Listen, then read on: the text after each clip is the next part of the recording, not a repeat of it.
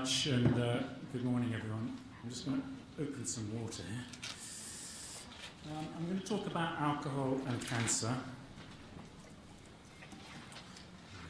Okay. And I'm going to just start off by reminding us that the International Agency for Research on Cancer, which is the world's reference body, if you like, of what agents cause cancer, produced this report in 2010 looking at cancer risk of alcoholic beverages. In this report, their overall evaluation was that alcoholic beverages cause cancer in humans, that the ethanol in alcoholic beverages causes cancer in humans, and a subsequent report also showed that acetaldehyde associated with alcoholic beverages causes cancer in humans. In this presentation, I'm going to look a little bit in more detail at what this report said. I will consider the importance of alcohol-related cancers. I will consider toxic thresholds. I will mention alcohol and heart disease, and thus consider alcohol's overall contribution to harm, and discuss actions to reduce the harm done by alcohol, including alcohol-related cancers. So let's just look at what IARC said. The International Agency for Research on Cancer said that alcohol is a causal agent for cancers of the oral cavity, the pharynx and larynx, of the esophagus, the liver, the colon, the rectum, and the female breast. And this is a graph that shows the relationships between alcohol consumption and the relative risk of developing these cancers.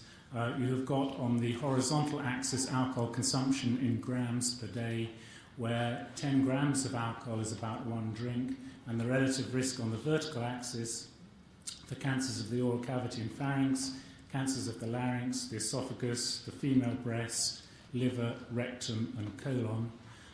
The numbers in the brackets are the percentage increased risk for those cancers drinking 20 grams or 2 drinks a day. So at an average consumption of 2 drinks a day, the relative risk of getting cancers of the oral cavity and pharynx is increased by 86%, and then you can see the subsequent numbers. For all of these cancers, you see that the risk increases with increasing consumption, and mostly the shape of the curve is exponential, meaning that the risk goes up more steeply as the level of consumption goes up. It also shows that there is no level of consumption that is risk-free. One of the good news is about alcohol and cancers, like it is with cigarette smoking cancers.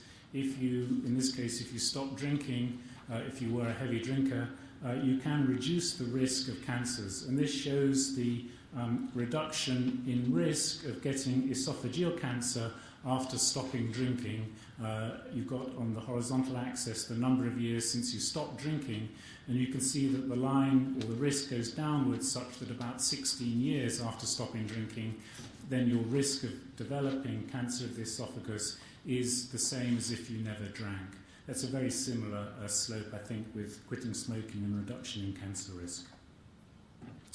Let's just look a little bit at female breast cancer, an important cancer just simply because it is a common cancer, and therefore any small increase in risk can lead to a large number of alcohol-related cancers. This is a graph showing the increase in relative risk of developing female breast cancer by alcohol consumption, again, in grams per day, where 10 grams is about one drink. The solid line is the risk for women who just drink wine, and the dotted line is the risk for women who drink drinks other than wine. And basically, the increasing risk is the same for all beverage categories. And as you can see, even at very low levels of consumption, the risk of developing breast cancer is increased. Not only that, but the risk of a recurrence is also related to whether you drink or how much you drink. This is a graph looking at the risk of death from breast cancer recurrence after treatment by alcohol consumption that the alcohol consumption that women use after their treatment. If you look at the left of the graph for all women, basically you can see that the risk goes up for women that drink less than 6 grams a day, up to women who drink 6 or more grams per day, the green part of the column. To the right of the graph, you can see that this relationship is much stronger for postmenopausal women than for premenopausal women, and also for women who are overweight compared to women who are not overweight. But this again shows that even if you had treatment for breast cancer, your risk of recurrence is related to how much you drink. So what the IARC report said is that there is sufficient evidence in humans for the carcinogenicity of alcoholic beverages. As I said, the occurrence of malignant tumours of the oral cavity, pharynx, larynx, esophagus, liver, colorectum and female breast is causally related to the consumption of alcoholic beverages. And the last point is that there's some substantial evidence that one of the mediating mechanisms of this is acetaldehyde, because in people who are deficient in the enzyme that breaks down acetaldehyde, the chemical consequence of alcohol, they have a much greater increased risk of cancers of the esophagus. Let's then move on to the second bit to consider the importance of alcohol-related cancers. This pie chart shows that for people that were living in the European Union in 2004, amongst those aged between 15 to 64 years, there were some 138,000 deaths due to alcohol. And of all of these deaths, some 19% or 26,000 deaths were due to alcohol-caused cancers. To put it another way, amongst people aged 15 to 64 years living in the European Union in 2004, 8% of all male and 6% of all female cancer deaths were due to alcohol. I'll skip that one. Let's then go on to consider toxicological thresholds. This is quite a difficult concept to understand, but if you're a toxicologist, you deal in things called margins of exposure, which compare a toxic threshold of a substance with the exposure of that substance. And there is, as you know, an organisation called the European Food Safety Authority that was set up after all the mad cow disease scares. And this judges margins of exposure for carcinogens above 1,000 as low priority for public health when based on human data. And what this means is that provided that the dose consumed is 1,000 times less than the toxic threshold, this is acceptable for public health exposure. It does not mean that the consumption is completely safe, it just means that the risk is quite low. If we apply this reasoning to alcohol, we find that the toxic threshold of alcohol for human cancer is about 50 grams of alcohol, or 5 drinks a day. And this is derived from animal studies in which 10% develop cancer from the equivalent dose. So if we were to use the European Food Safety Authority guidelines on exposure to carcinogens in food and drinks, for example, how much pesticides could be allowed on the apples that you eat, then for alcohol, the exposure should be no more than 1,000th the toxic dose, which works out at 50 milligrams of ethanol a day, about 20 grams of alcohol, or 2 drinks a year. Now, obviously, we're not going to suddenly say that we can only drink 2 drinks a year, and even that's spaced out. But I think what this illustrates is that that we don't really give consumers the information perhaps that they need. Particularly when we think about EU adults. So EU adults who drink alcohol on average consume about 30 grams or 3 drinks a day, and thus 600 times more than the exposure level set by the European Food Safety Authority guidelines for carcinogens. Okay, let's move on to the fourth bit, which is to mention alcohol and heart disease, and thus consider alcohol's overall contribution to harm. I mention this because we all know that alcohol in small doses can reduce the risk of heart disease, and that sometimes, although it shouldn't, sometimes complicates the discussions about alcohol. So alcohol in small regular doses can reduce the risk of a number of ischemic events, the most important one, and in particular one, being ischemic heart disease or coronary heart disease. But this effect can be achieved at quite low doses. In fact, you can get most of the protective effect at a dose of 5 grams or half a drink a day or a drink every other day. And this effect is moderated in overweight individuals. So if you are overweight, this protective effect is much less. And the protective effect completely disappears if you have one binge drinking episode a month. So if at least once a month you drink 60 grams, 6 drinks, two-thirds, three-quarters of a bottle of wine a month, you wipe out any of the protective effect. This is a complicated slide to put this into perspective. This is looking at deaths that are occurring in England in the year 2006.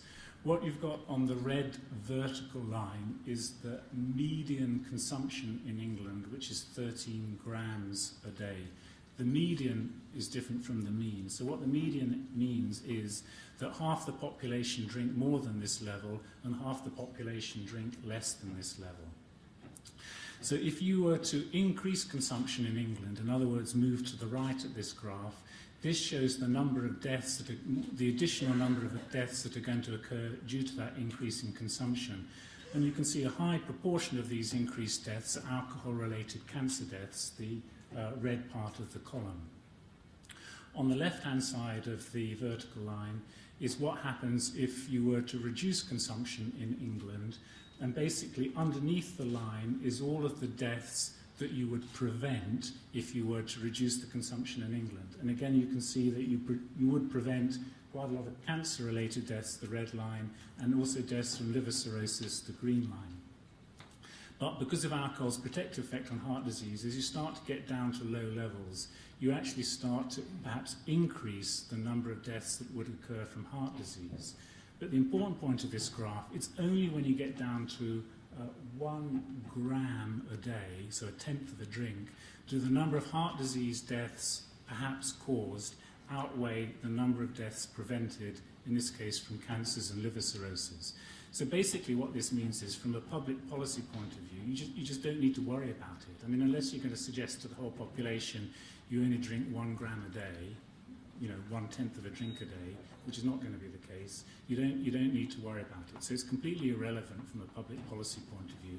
That is, any policy measure that reduces alcohol consumption is going to reduce harm and save lives.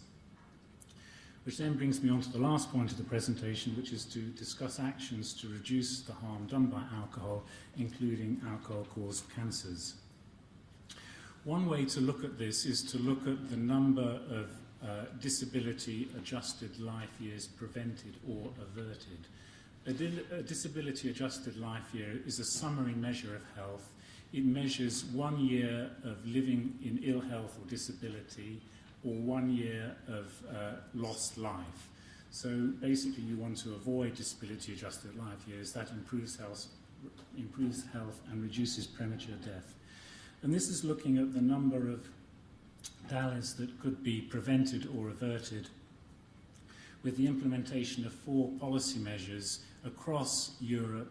Euro A countries, these are the WHO definitions, Euro A countries are more or less Western European countries, Euro B countries more or less Central European countries, and Euro C countries more or less Eastern European countries. And you can see that all of the policy measures here, increasing tax by 20%, reducing access to alcohol, banning the advertising of alcohol, and implementing brief advice programs in primary health care for heavy drinkers, all of these are effective in reducing disability-adjusted life years to alcohol.